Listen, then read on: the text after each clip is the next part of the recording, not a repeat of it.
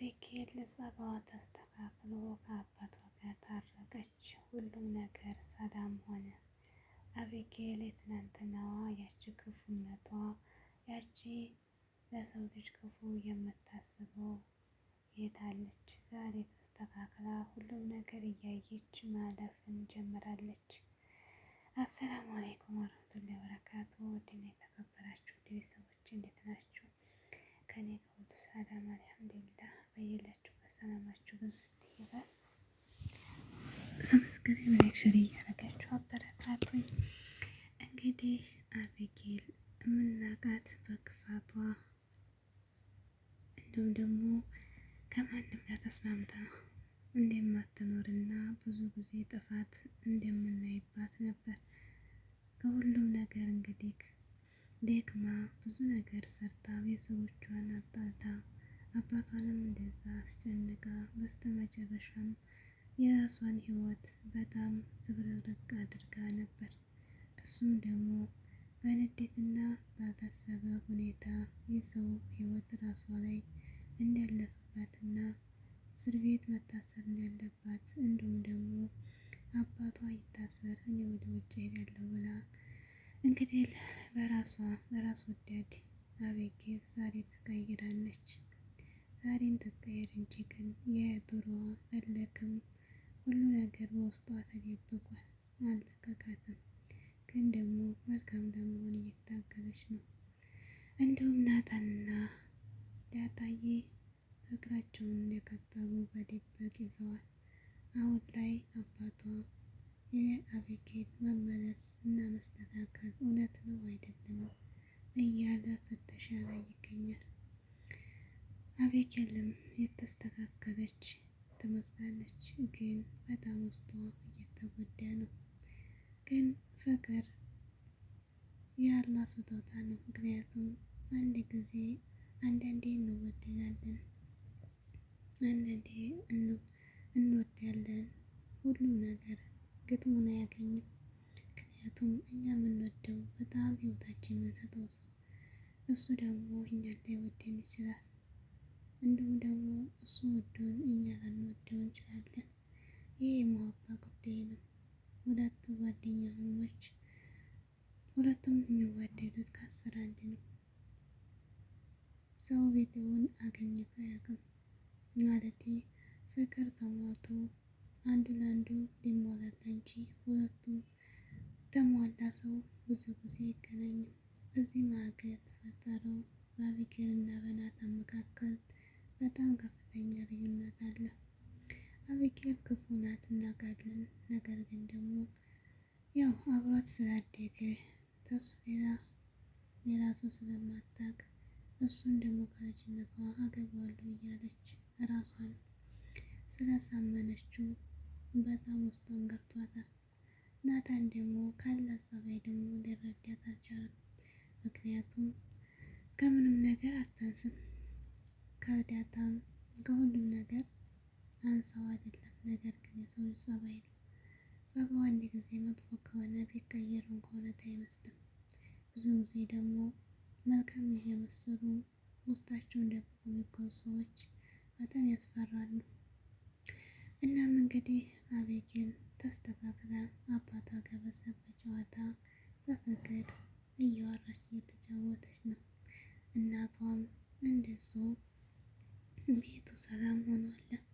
አሁንም ዳጣዬ የእናቷን ጥያቄ እያነሳች ነው። እንግዲህ ሰላም ወልዳ ልጇን እያሳደገች ትገኛለች። ሰላም እንግዲህ የላከችው ደብዳቤ ለዳጣ አልደረሰም። ያ ደብዳቤ ቢደርስ ኖሮ ዳጣ እናቷን ታውቅ ነበር። ዳጣዬ አሁንም እናቷ ምን ትመስል፣ ማናት፣ ቸግሯት ነው ወይም ደግሞ በተደላደለ በደስታ እየኖረች ነው፣ እናቴ ምን አይነት ናት እያለች አሁንም በጭንቅላቷ ውስጥ እያሰበች ይህ ቀን ተቀን ጥያቄዋ ሆኖባታል። ሁሉም ያውቃሉ፣ ናታንና አባቷ ግን እንዲሁም አቤጌል ያውቃሉ። እሷ ግን አሁንም ሰላም የምትቀርባት በመልካምነትና በመውደድ ብቻ እንደው እንጂ እናቷ እንደሆነች አብራት እየኖረች አታውቅም። ግን አስባችሁታል? በጣም በጣም እየበደላት ያለው አባቷ አሁን ላይ ነው። የምትቀየመውም አሁን ላይ ነው። ምክንያቱም አንዳንድ ጊዜ ይቅር የምንላቸው ነገራቶች እና ይቅር የማንላቸው ነገራቶች አሉ። እናት ብታጣም ብታስጠላም ምንም ትሁን ምንም እናትነቷን ተረድተን ተጎናችን ስትሆን ትልቅ እረፍት ነው። ግን በፊት አታውቃትም እንበል፣ ነገር ግን እናቲቱ ልጇ መሆኗን አውቃ እየተንከባከበቻት እንደዚህ እያደረገችላት ልጅቱ ግን እናቷ መሆኗ አታውቅም። ይህን በፊት ያለፈው አልፏል። አሁን ግን አብራት እየኖረች እንደዚህ እናቷን መሆኗን እያወቀች እናቲቱም ስደብቃት፣ ልጅቱ ግን የሆነ ሰዓት ታውቃለች። ዳጣ እናቷ መሆኗን ያወቀች ቀን ግን አባቷንና የምትቀየመው አሁን እናቷ ሆና ታወቀች በኋላ አብራት እየኖረች አሁን ከቤት ተወጣች ራሱ ያለውን ጊዜ እንዴት እንደጨከነባት። ይህን ጊዜ ግን ይቅር አትበል።